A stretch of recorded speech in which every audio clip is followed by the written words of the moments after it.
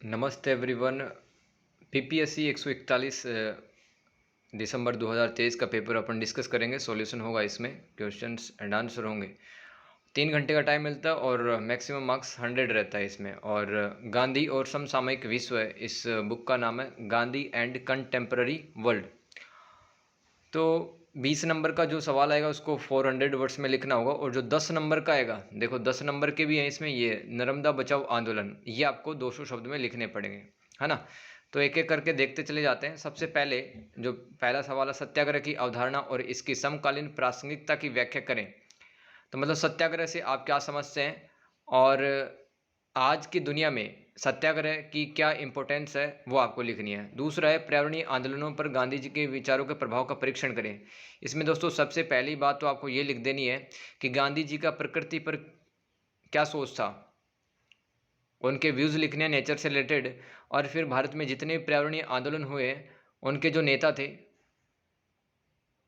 वो अपने आंदोलन को सफल बना पाए गांधी जी के सिद्धांतों और मूल्यों पर चलकर, वो लिखना है। फिर दोस्तों तीसरा है, सद्भावना यानी कि सद्भाव, हार्मनी, अच्छी भावना पर गांधी के विचारों और इसे बढ़ावा देने के तरीकों पर चर्चा करें। 20 नंबर का सवाल 400 शब्द में लिखना है। फिर दोनों चौथा क्वेश्चन है, ए और ब दोनों ही करने हैं। वाटर कंजर्वेशन मोमेंट, जल संरक्षण आंदोलन, राज्य विनियमित ट्रस्टीशिप सिद्धांत के बारे में बताना है। पांचवा, सतत विकास की संकल्पना यानी कि सस्टेनेबल डेवलपमेंट का कॉन्सेप्ट बताना है और वर्तमान विश्व में इसकी महत्व की व्याख्या करनी है। फिर छठा है, पैसिफिज्म यानी कि शांतिवाद को परिभाषित कीजिए और आधुनिक विश्व में इसकी प्रासंगिकता का वर्णन करें। 20 नंबर का सवाल। क्वेश्चन नंबर 7, नैतिकता यानी कि एथिक्स और सदाचार यानी कि मॉरलिटी पर गांधी जी का क्या मानना था, वो लिखना है। क्वेश्चन नंबर 8, नर्मदा बचाओ आंदोलन और गुलाबी गैंग, ये आपको 200 शब्द में लिखना है। 10 नंबर के सवाल। तो हर सवाल 20 नंबर का दोस्तों यहाँ पे, है ना। तो पहला अपन पढ़ लेते हैं सवाल, सत्याग्रह से आप क्या समझते हैं। देखो सत्याग्रह दो शब्दों से मिलकर बना हुआ होता है। सत्य प्लस आग्रह है, ठीक है। सत्य का मतलब सच और आग्रह मतलब रिक्वेस्ट करना। तो किसी को रिक्वेस्ट करना सत्य के लिए, है ना। जैसे कि गांधी जी ने अंग्रेजों से रिक्वेस्ट की कि आप भारत छोड़ दें, ठीक है, क्योंकि आप शोषण कर रहे हैं यहाँ पे। तो दोस्तों सत्याग्रह एक ऐसा साधन होता है जिससे शक्तिहीन यानी कि पावरलेस इंसान भी पावरफुल लोगों से लड़ सकता है। गांधी जी ने 20वीं शताब्दी में ये एक सोच दी सत्याग्रह नाम की। इसमें अहिंसा यानी कि नॉन वायलेंस, ट्रुथ सत्य और आत्म पीड़ा यानी कि सेल्फ टॉर्चर, ये तत्व इसके अंदर शामिल थे। गांधी जी सत्याग्रह को अपना करके साम्राज्यवाद और उपनिवेशवाद से लड़े। साम्राज्यवाद का मतलब इंपेरियलिज्म और उपनिवेशवाद एंड कॉलोनियलिज्म। तो देखिए इंग्लिश में पढ़ के देखता हूँ मैं। Satyagraha means clinging to truth, holding fast to truth, comma insistence on truth और firm adherence to truth. Come what में चाहे जो भी हो, Gandhi described satyagraha as firmness in a good cause in Indian Opinion. Hindi में पढ़ता हूँ दोस्तों, सत्याग्रह से क्या समझते हैं अपन। इसका अर्थ होता है कि सत्य से चिपके रहना, डटे रहना सत्य के साथ में, और सत्य को दृढ़ता से थामे रहना, सत्य पर जोर देना या सत्य पर अड़े रहना, चाहे कुछ भी हो जाए, एक अच्छे उद्देश्य के लिए दृढ़ता सत्याग्रह कहलाती है, ठीक है। तो दोस्तों इसमें अहिंसक तरीकों से ही गांधी जी ने दक्षिण अफ्रीका में नस्लीय भेदभाव को ख़त्म किया था। यानी कि जो साउथ अफ्रीका में जो रेसिज्म चल रहा था, उनको नॉन वायलेंस तरीकों से ही गांधी जी ने ख़त्म किया। दोस्तों सत्याग्रह का जो सिद्धांत कहाँ से सीखा, हिंदू धर्म, जैन धर्म और बौद्ध धर्म की शिक्षाओं से सीखा। सत्याग्रह के अंदर दोस्तों निष्क्रिय प्रतिरोध यानी कि पैसिव रेजिस्टेंस शामिल होता है। इसका मतलब क्या है, शत्रुता यानी कि एनिमिटी का मुकाबला एवं विवादों को हल करना, है ना। बिना लड़ाई झगड़े शत्रुता का मुकाबला करना और विवादों को हल करना, ये निष्क्रिय प्रतिरोध कहलाता है, ठीक है। This is an ethical weapon, ये एक नैतिक हथियार है, नैतिक निष्क्रिय प्रतिरोध, ठीक है। और दोस्तों यह भौतिक शक्ति से श्रेष्ठ होता है। भौतिक शक्ति का मतलब मेटेरियलिस्टिक जो पावर होती है, जैसे कि पैसा और हथियार, उनसे श्रेष्ठ है निष्क्रिय प्रतिरोध, ठीक है। तो ये भी सत्याग्रह का ही पार्ट है। इससे एक पावरलेस आदमी भी पावरफुल लोगों से लड़ सकता है, जैसे कि गांधी जी अंग्रेजों से लड़ रहे थे। तो साहसी लोग जो ब्रेव होते हैं वही सत्याग्रह को अपना सकते हैं, कार्य लोग, नालायक लोग नहीं अपना सकते। और धैर्यपूर्वक पीड़ा को इसमें सहना पड़ता है। अन्याय के विरुद्ध लड़ना होता है, ना कि दुष्टों से लड़ना होता सत्याग्रह में। आगे है दोस्तों, सत्याग्रह से हम किसी का हृदय परिवर्तन कर सकते हैं, यानी कि गलत काम करने वालों को हम बदल सकते हैं, न्याय की भावना को जगा सकते हैं अपन, किसी का जो आत्मा का बल है वो अपन बढ़ा सकते हैं। नैतिक शक्ति, सत्याग्रह अपनाने से नैतिक शक्ति मिलती है लेकिन भौतिक शक्ति नहीं मिलती, यानी कि इंसान एथिकल वैल्यूज़ को बढ़ा सकता है लेकिन वो इससे जो मेटेरियलिस्टिक पावर्स होती है उसको बढ़ा नहीं सकता। अब दोस्तों गांधी जी कहते थे जो चरमपंथी है, जो क्रांतिकारी है, वो देश की स्थिति खराब कर देंगे, क्योंकि दोस्तों उस टाइम पर थोड़े ब्रिटिशर्स पावरफुल थे, ठीक है, ऑर्गेनाइज तरीके से देश पर शासन कर रहे थे, इसलिए गांधी जी ने सत्याग्रह को अपनाया। ये दोस्तों हथियारों से भी कहीं और बढ़ के था। सत्याग्रही जो होता है ना, जो इंसान सत्याग्रही होता है वो कुछ साधनों को अपनाता है, तरीकों को अपनाता है, जैसे कि सविनय अवज्ञा यानी कि सिविल डिसओबीडियंस, सरकार के कहने, आदेश, कानून को नहीं माना, सविनय अवज्ञा कहलाता है, मतलब प्रेम पूर्वक नहीं माना। असहयोग यानी कि नॉन कोऑपरेशन कि मतलब अंग्रेजों के खोले हुए स्कूल और कॉलेजों के अंदर नहीं जाना, ठीक है, अपनी नौकरी छोड़ देना, ये असहयोग कहलाएगा। फिर से एक सत्याग्रही मन की पीड़ा को सहता है, अपनी आत्मा को मजबूत करके सामने वाले को झुका देता है। तो गांधी जी शांतिवाद, अन्यायपूर्ण तरीकों का अन्यायपूर्ण कानूनों का निष्क्रिय प्रतिरोध कर रहे थे और अहिंसक रणनीतियां अपना रहे थे। गांधी जी के द्वारा दोस्तों कौन कौन से आंदोलनों में सत्याग्रह का प्रयोग किया गया? चंपारण सत्याग्रह जो कि बिहार के अंदर हुआ था, और खेड़ा सत्याग्रह जो कि गुजरात में हुआ था। इसी तरह से अहमदाबाद मिल मजदूर आंदोलन गुजरात में हुआ, और नमक सत्याग्रह जिसमें दांडी यात्रा गांधी जी ने की थी। तो इन सभी आंदोलनों में गांधी जी ने सत्याग्रह का प्रयोग किया था, सक्सेसफुल हुए थे वो। अब राजनीतिक अधिकारों को पाने के लिए सत्याग्रह कर सकता है इंसान, उसके लिए एक ही विकल्प है, सत्याग्रह करे वो, और इसमें वो सत्य को और अहिंसा को नहीं छोड़ेगा। अब दोस्तों दूसरा सवाल था ना, वो मैं आपको बता देता हूँ एक बार। पर्यावरणीय आंदोलनों पर गांधी के विचारों के प्रभावों का परीक्षण करें, ठीक है। तो दूसरा जो आंसर हो यहाँ से स्टार्ट होगा। तो गांधी जी इन्वायरमेंटलिस्ट यानी कि पर्यावरणविद थे, वो सिंपल लाइफ स्टाइल में जीते थे, सच्चाई के साथ में, अहिंसा के साथ में जीते थे, और वो मानते थे कि प्रकृति और मानव के बीच में सामंजस्यता होनी चाहिए, है ना, यानी कि इंसान को उतना ही लेना चाहिए प्रकृति से जितना उनको जरूरत है, ठीक है, किसी भी जानवर को नुकसान नहीं पहुंचाना, किसी पेड़ को नुकसान नहीं पहुंचाना, वो मानते थे ऐसी बातों को। तो प्रकृति सभी की जरूरतों को पूरा कर सकती है, बट अनलिमिटेड ग्रीडीनेस को वो पूरा नहीं कर सकती, ठीक है। तो रहने के लिए, खाने के लिए दे तो सकती है, लेकिन प्रकृति अपने लालच को पूरा नहीं कर सकती।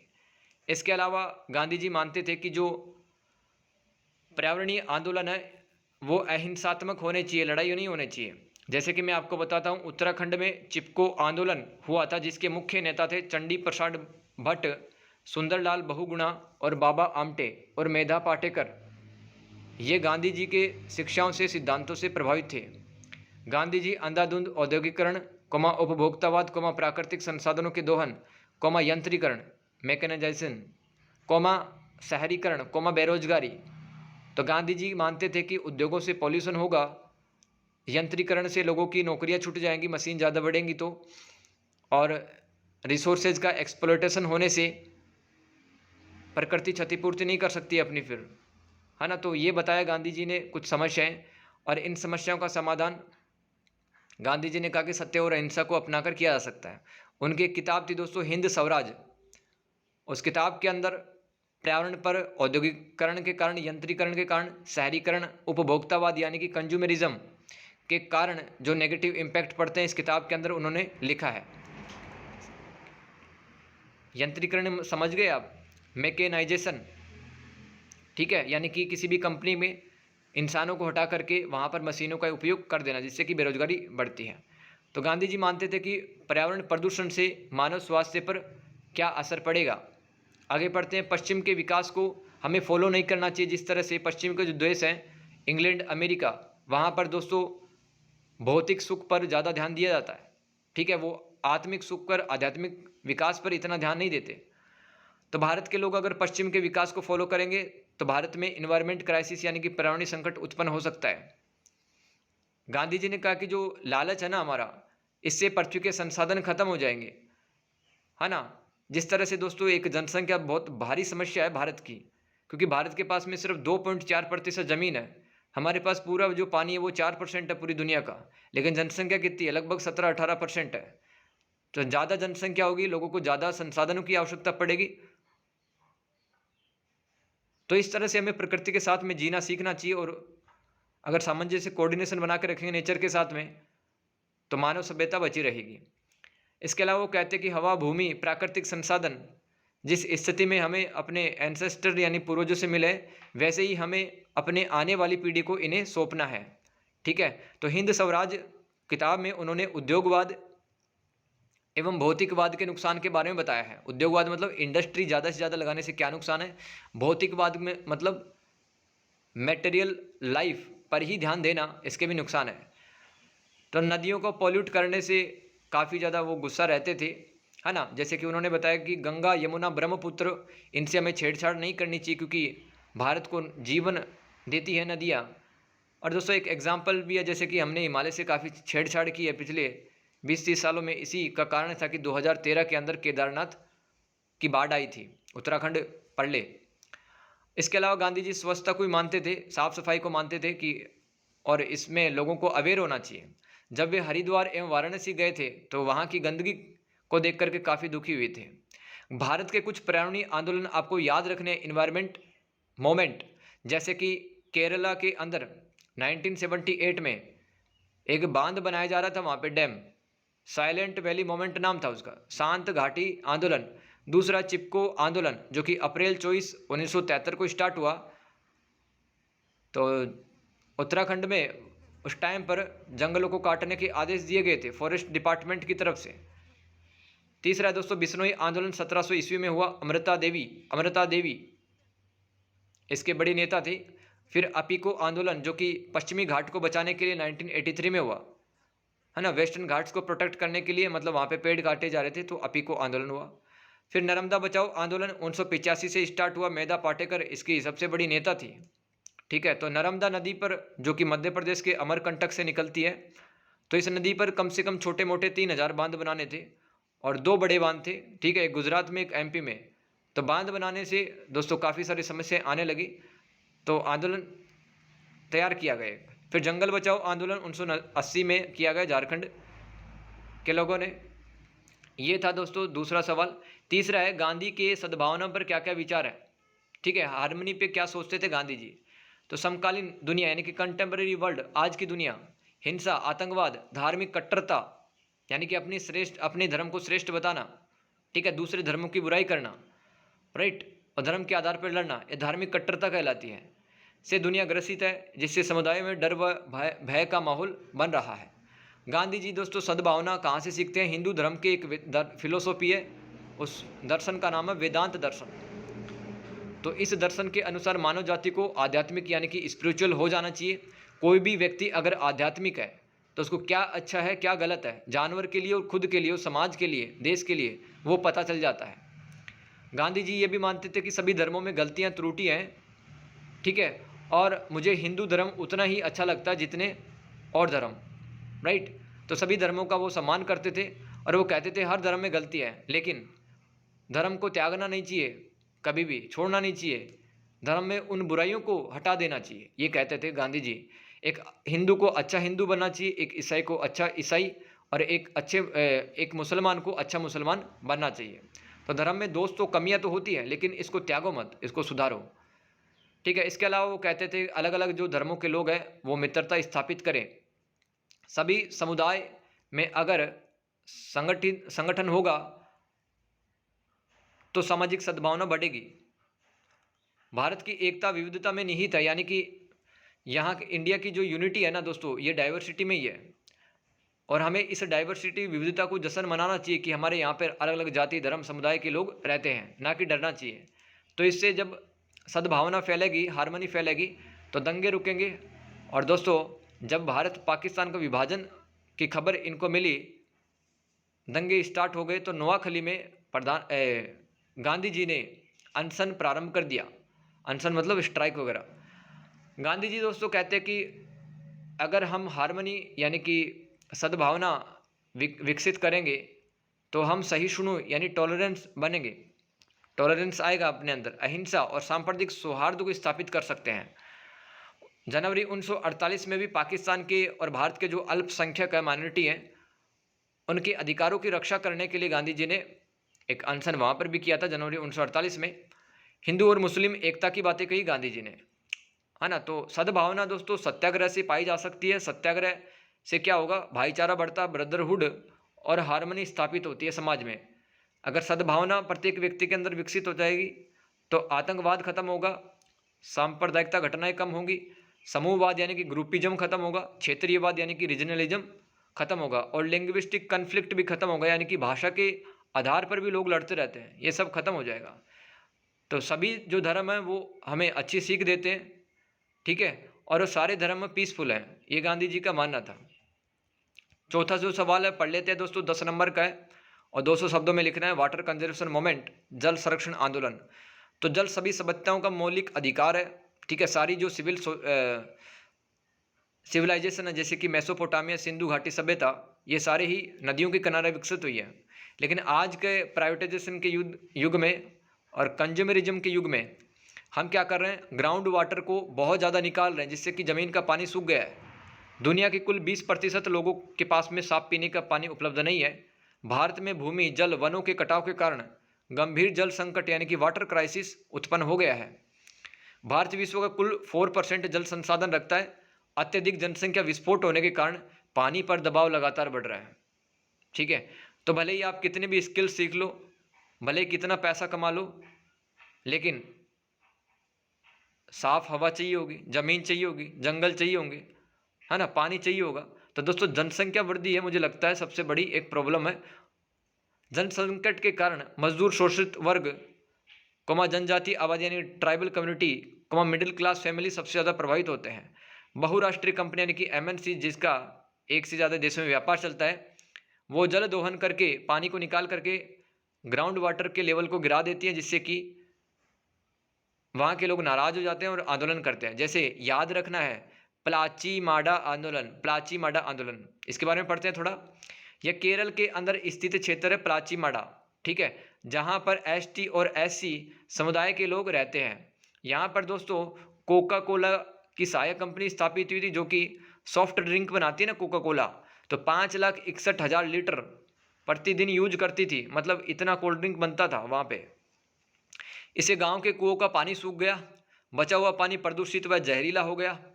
कोका कोला प्लांट के विरुद्ध लोगों ने 2002 में संघर्ष शुरू किया। इस आंदोलन में आदिवासी महिलाओं, क्रांतिकारी और गांधीवादियों, युवाओं, प्राणोनिधों, शिक्षाविदों ने भाग लिया। 9 अप्रैल 2003 ईस्वी को कंपनी का लाइसेंस रद्द कर दिया गया। इसके बाद लोगों ने निजीकरण, जलवायु परिवर्तन, भारत में पर्यावरण की स्थिति पर चर्चा की। चौथा सवाल है दोस्तों, इसमें दूसरा पार्ट है स्टेट रेगुलेटेड ट्रस्टीशिप, राज्य विनियमित ट्रस्टीशिप। तो दोस्तों मैं आपको बता देता हूँ क्या होता है ट्रस्टीशिप। जैसे कि गांधी जी का मानना था कि हमारे चारों तरफ जो भी है ये भगवान का ही है, सब कुछ, पानी, जंगल, हवा, मिट्टी, ये सब भगवान के द्वारा बनाया गया है और भगवान की संपत्ति है। यहाँ तो हम सिर्फ कठपुतली हैं, कुछ दिन के लिए जीने आए हैं, तो हमारी संपत्ति पर असली हकदार नहीं है। असली हकदार कौन है? परमात्मा है, ईश्वर है। तो हम तो सिर्फ परमात्मा की जो प्रॉपर्टी है उसको मैनेज करने का काम करेंगे, ठीक है, और समाज की भलाई करेंगे। ये है दोस्तों ट्रस्टीशिप सिद्धांत, यानी कि एक व्यक्ति खुद तो ट्रस्टी है और अतिरिक्त आय का यानी कि एक्स्ट्रा जो भी इनकम होती है उससे वो सामाजिक कल्याण के काम करेगा। तो ट्रस्टीशिप सिद्धांत का विचार ईशोपनिषद में मिलता है, जिसके अनुसार ब्रह्मांड में जो भी कुछ है, यूनिवर्स में जो भी कुछ है वो भगवान का दिया हुआ है। मतलब भोगने के बाद में, भोगना मतलब वस्तुओं का इस्तेमाल करना, हमें त्याग भी करना आना चाहिए, धन का लालच नहीं करना चाहिए। गांधी जी ने यह विचार तब दिया जब दुनिया में आर्थिक असमानता, गरीबी और औपनिवेशिक शोषण से गुजर रही थी। इसका मकसद पूंजीवाद से उत्पन्न समस्याओं का समाधान करना था। व्यक्ति के पास में जो अतिरिक्त धन होता है ना, वो समाज के कल्याण हेतु उसको डोनेट करना चाहिए। मतलब वो खुद ट्रस्टी है, उसके खुद की कोई संपत्ति नहीं है, सब भगवान की है। अमीर व्यक्ति को उतनी संपत्ति रखनी चाहिए गांधी जी के अनुसार जिसकी उसकी आवश्यकता की पूर्ति हो जाए। ट्रस्टी व्यक्ति खुद है, वह तो बस ईश्वर के दी हुई संपत्ति को, प्रॉपर्टी को सिर्फ मैनेज कर, प्रबंध कर रहा है। आगे बढ़ते हैं दोस्तों, व्यक्ति अतिरिक्त संपत्ति रखने हेतु स्वतंत्र नहीं होगा, यानी कि दोस्तों वो अपने स्वार्थ के काम पूरे नहीं कर पाएगा। फिर हर व्यक्ति आज के टाइम पे पैसे बटोरने की कोशिश कर रहा है, लेकिन समाज के लिए, गरीबों के लिए तो कुछ करता ही नहीं है वो। तो गांधी पूंजीवादी व्यवस्था को समानतावादी समाज व्यवस्था में बदलना चाहते थे। मतलब कि जो कैपिटलिज्म उसको पसंद नहीं करते थे गांधी जी, क्योंकि वो मानते थे कि दुनिया के जो 1% लोग हैं ना, उनके पास में 90% दौलत इकट्ठा हो गई है, जिसकी वजह से समाज का जो शोषित वर्ग है उसकी तो और ज़्यादा हालत ख़राब हो गई है। तो ऐसा समाज जहाँ पे समानता हो, है ना, जहाँ पे संसाधनों का इक्वल डिस्ट्रीब्यूशन हो, बराबर वितरण हो, ऐसा समाज चाहते थे गांधी जी। और क्या चाहते थे? उत्पादन का तरीका व परिणाम सामाजिक ज़रूरतों के आधार पर हो, न कि व्यक्तिगत लालच के आधार पर। अब जैसे कि कोई कंपनी है, वो उतना ही उत्पादन करे जितनी कि समाज को आवश्यकता है, ठीक है। मतलब एक कंपनी का जो मालिक है अपने लाभ के लिए, खुद को आगे बढ़ाने के लिए उत्पादन ना करे, वो तो समाज की आवश्यकता के हिसाब से चीज़ों को बनाए और उतनी संख्या में बनाए। फिर राज्य कानून बनाकर अतिरिक्त धन कमाने वालों पर नियंत्रण रखेगा, जिससे सामुदायिक यानी कि कम्युनिटी वेलफेयर हो। आगे दोस्तों, सतत विकास मैं पढ़ा चुका हूँ पहले भी, सस्टेनेबल डेवलपमेंट 20 नंबर का सवाल है। तो ब्रंटलैंड कमीशन बना था 1987 में। सतत विकास की इसने परिभाषा दी है, आने वाली पीढ़ी की अपनी आवश्यकताओं को पूरा करने की क्षमता से समझौता किए बिना वर्तमान पीढ़ी की आवश्यकताओं को पूरा करने हेतु जो विकास होता है उसको अपन सतत विकास कहते हैं। सिंपल सा ये समझो कि जो करंट जनरेशन है, वर्तमान पीढ़ी, उसकी भी नीड्स फुलफिल हो और आने वाली पीढ़ी है उनकी भी आवश्यकताएं पूरी हो, इस तरह का विकास क्या कहलाएगा? सस्टेनेबल डेवलपमेंट, ठीक है। तो दोस्तों, कॉन्फ्रेंस ऑफ पार्टी यानी कि पार्टियों का सम्मेलन हुआ था और 21वीं बैठक थी उनकी, कहाँ पे? फ्रांस की राजधानी पेरिस में 2015 में COP21 हुआ था और उसके अंदर 17 सतत विकास के लक्ष्य यानी कि सस्टेनेबल डेवलपमेंट गोल बना गए, जिनको संयुक्त राष्ट्र के जो सदस्य देश हैं, है ना, उनको 2030 तक अचीव करना था। जैसे कि गरीबी को समाप्त करना, भूख की समाप्ति, खाद्य सुरक्षा यानी कि फूड सिक्योरिटी, पोषण और टिकाऊ कृषि। आगे है हेल्थ, सुरक्षा, स्वस्थ जीवन।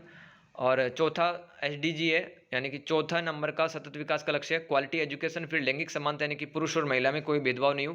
क्लीन एनर्जी मिले सबको, मतलब सौर ऊर्जा, पवन ऊर्जा, इनसे संबंधित। फिर दोस्तों, फ्लेक्सिबल इंफ्रास्ट्रक्चर की बातें कही गई SDG में।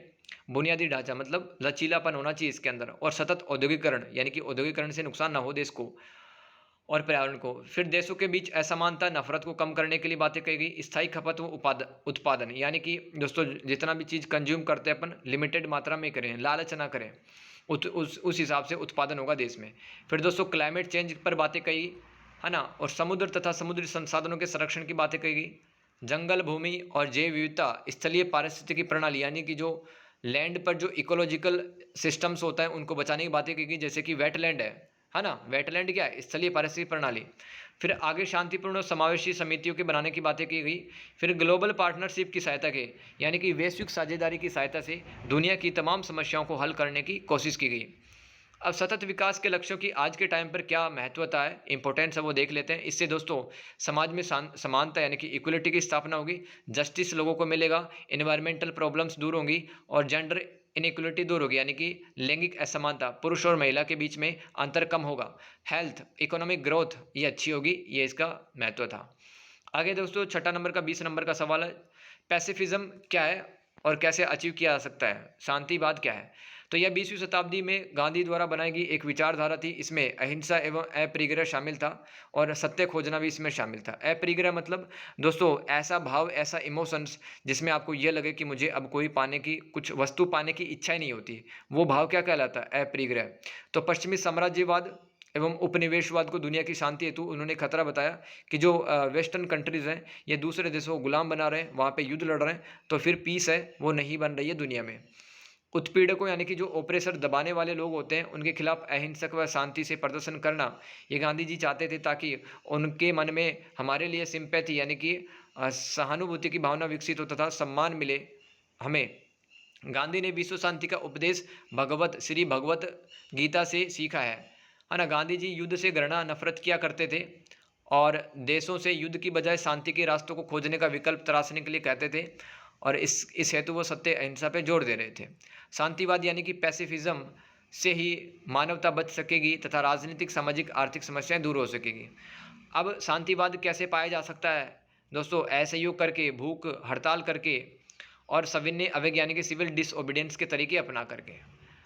और दोस्तों गांधी जी राजनीति में शुद्धिकरण की बात करते हैं, प्यूरिफिकेशन की बात करते हैं कि सत्ता पर लालची लोग, ग्रीडी पीपल बैठ जाते हैं, जिससे कि अपराध करते हैं, क्राइम्स करते हैं, करप्शन करते हैं और टेरराइजेशन यानी कि आतंकवाद को भी बढ़ावा देते हैं। इसके साथ में दोस्तों वो कहते हैं कि शांतिवाद से ही मानव सभ्यता को से बच सकती है। ठीक है, शांतिवाद से ही मानव सभ्यता बच सकती है। आगे दोस्तों क्वेश्चन नंबर 8, 2 सवाल करने यहाँ पे, सॉरी क्वेश्चन नंबर 7 पढ़ लेते हैं पहले। तो 6 कंप्लीट हो गए ना, 7वां सवाल पढ़ रहे हैं। नैतिकता व सदाचार पर गांधी जी के विचार, यानी कि नैतिकता एथिक्स होती है ना, और सदाचार होती है अपने मॉरलिटी। नैतिकता का मतलब क्या होता है, व्यक्ति मतलब क्या करना चाहिए, क्या उसके लिए अच्छा है, क्या बुरा है। व्यक्ति अपना सामाजिक और आर्थिक धार्मिक विकास तभी कर सकता है जब वो नैतिक हो। नैतिकता से ही दोस्तों शांति, दया, सम्मान, समझने की शक्ति का विकास होता है। इससे व्यक्ति में दृढ़ निश्चय यानी कि सेल्फ डिटर्मिनेशन डेवलप होता है। लगन, सामंजस्यता यानी कि कोऑर्डिनेशन के गुणों का विकास होता है। नैतिकता से ही व्यक्ति में अच्छे विचार आते हैं। गांधी जी हिंसा, रक्तपात, खून बहाना, धोखेबाजी से देश को आज़ाद नहीं करवाना चाहते थे। वे नैतिकता से विहीन आज़ादी को सपोर्ट नहीं करते थे। यानी कि गांधी जी मानते थे कि हमें ऐसी आज़ादी नहीं मिले, है ना, जो खून बहाने से, इमोरल तरीक़ों से मिले। तो उन्होंने देश को स्वतंत्रता दिलाने के साथ में देश में नैतिकता का वातावरण तैयार किया, जिससे मनुष्यत्व की प्राप्ति हो सकती है। यानी कि इंसान है ना अच्छा कब बनता है, जब उसके अंदर इंसानों वाले गुणों और हरकतें भी वैसी हो। ये गुण कहलाता नैतिकत्व है। नैतिकता का गुण गांधी ने अपने राजनीतिक गुरु गोपाल कृष्ण गोखले से सीखा था। नैतिकता से ही आध्यात्मिकता, आत्मबल व सत्य की खोज की जा सकती है। नैतिक व्यक्ति बलिदान देता है तो उसकी आत्मा इतनी मजबूत होती है कि वह मारने वाले को माफ़ कर देता है। नैतिक व्यक्ति ब्रह्मचार्य स्थिति में रह सकता है, यानी कि महिलाओं की वो सम्मान करेगा। गांधी के नैतिक सिद्धांत यानी कि एथिकल प्रिंसिपल्स क्या क्या थे।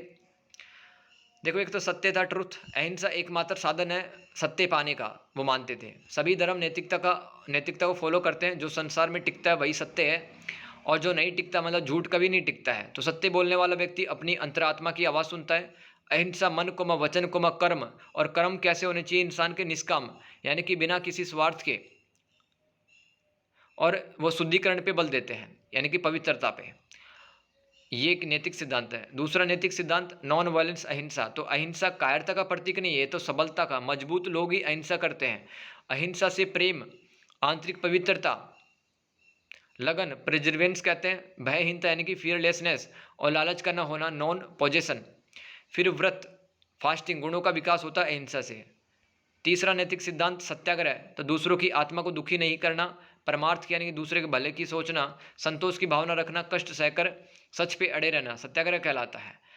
एक जो सत्याग्रही होता है वो अहिंसा, सत्य और अस्तेय, नॉन स्टीलिंग मतलब दूसरों की चीज़ों को ना चुराना, अस्तेय कहलाता है। ब्रह्मचर्य यानी कि अपना जीवन पवित्र रखना, सुचिता लाना और महिलाओं की सम्मान करना। अपरिग्रह ऐसा भाव जहाँ पर ये इच्छा हो जाती है कि मेरे को कुछ नहीं चाहिए, वो अपरिग्रह कहलाता है। शारीरिक श्रम, फिजिकल लेबर, स्वाद, टेस्टलेसनेस, तो हम चाहते हैं कि ये खा लूँ, वो भोग लूँ, ठीक है। तो जब अस्वाद की स्थिति आ जाती है इंसान के अंदर, तो उसे कुछ भोगने की इच्छा नहीं होती है। स्वदेशी स्पर्श भावना यानी कि जो हम कई बार छुआछूत जैसी, मतलब जो अब तो कानूनी रूप से बैन हो गया भारत में, जो असली सत्याग्रही होता है वो ऐसा नहीं मानता, जात पात, छुआछूत ये सब नहीं। धार्मिक समानता, ये सब सत्याग्रह में शामिल होती है। अब दोस्तों सदाचार और पढ़ लेते हैं। मॉरलिटी, गांधी जी का क्या मानना था सदाचार पे। तो गांधी जी के अनुसार सदाचार यानी कि अच्छे आचरण करना जीवन को सही दिशा देता है, जिससे व्यक्ति का ओवरऑल डेवलपमेंट, सर्वांगीण विकास होता है। सदाचार से पवित्रता, आध्यात्मिक विकास व मानसिक शांति मिलती है। सामाजिक प्राणी होने के नाते हमें दूसरों के साथ अच्छा व्यवहार करना चाहिए, जिससे अपनत्व की भावना जगे। देखो, आप किसी की रिस्पेक्ट करोगे तो वो आपकी रिस्पेक्ट करेगा। आप गाली दोगे तो सामने वाले से एक्सपेक्ट मत करो कि वो सम्मान करेगा। तो इससे व्यक्ति जीवन में सच बोलता है, सदाचार से किसी को दुख नहीं देता है, बड़ों का सम्मान करता है, परिश्रम करता है, निस्वार्थ होकर, यानी कि कोई एक्सपेक्टेशंस नहीं रखता कि मेरे को कुछ मिलेगा। तो निस्वार्थ होकर सेवा करना जैसे गुणों का विकास होता है सदाचार से। अच्छे आचरण से ही हमारी सामाजिक प्रतिष्ठा, समाज में इज्जत बढ़ती है तथा जीवन है अपना सफल होता है, अंततः मानव की रक्षा होती है। तो दोस्तों ये हमारा जो क्वेश्चन नंबर 7 था खत्म हो गया। अब क्वेश्चन नंबर 8 पढ़ लेते हैं, लास्ट क्वेश्चन। नर्मदा बचाओ आंदोलन 10 नंबर का सवाल 200 शब्दों में। तो दोस्तों ये एक भारतीय सामाजिक पर्यावरणीय आंदोलन था। तो this is in an Indian social environmental movement. तो इसमें किसने पार्टिसिपेट किया? जनजातियों ने, किसानों ने, प्राणविदों ने, मानव अधिकारियों ने, है ना। तो दोस्तों नर्मदा नदी पर दो बड़े बांध बनाए जा रहे थे, सरदार सरोवर बांध और नर्मदा सागर बांध। काफ़ी बड़े बांध थे।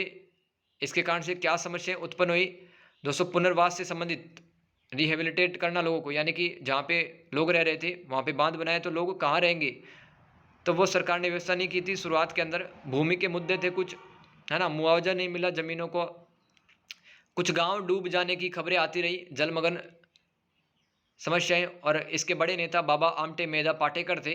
भूख हड़ताल की गई लोगों के द्वारा, पदयात्राएं, और काफ़ी सारी सेलिब्रिटी हस्तियां शामिल हुई। अहिंसक तरीकों का इसमें इस्तेमाल किया गया था। 1985 में स्टार्ट हुआ था नर्मदा बचाओ आंदोलन। आज भी चल रहा है दोस्तों एक, है ना। अगर बांध की ऊंचाई, बांध को थोड़ा बढ़ा दिया जाता है तो लोग धरने पर बैठ जाते हैं, याद रखना है। गुलाबी गैंग दोस्तों क्या है, इस पर लिखना है दोस्तों। यह महिलाओं का समूह जो पहली बार उत्तर प्रदेश के बांदा जिले में स्टार्ट हुआ। दोस्तों बांदा जिले है ना, वो बुंदेलखंड रीजन में पड़ता है। देश में बुंदेलखंड है, वहाँ पर दोस्तों सूखा पड़ता है, वहाँ पर शिक्षा की न्यूनता है, यानी कि एजुकेशन नहीं है लोगों के पास में, इतना पावर्टी है वहाँ पे, ठीक है। और महिलाओं भी पढ़ लिख नहीं पाती इतने ज़्यादा, ठीक है। तो इस क्षेत्र में महिलाओं ने मतलब एक संगठन बनाया।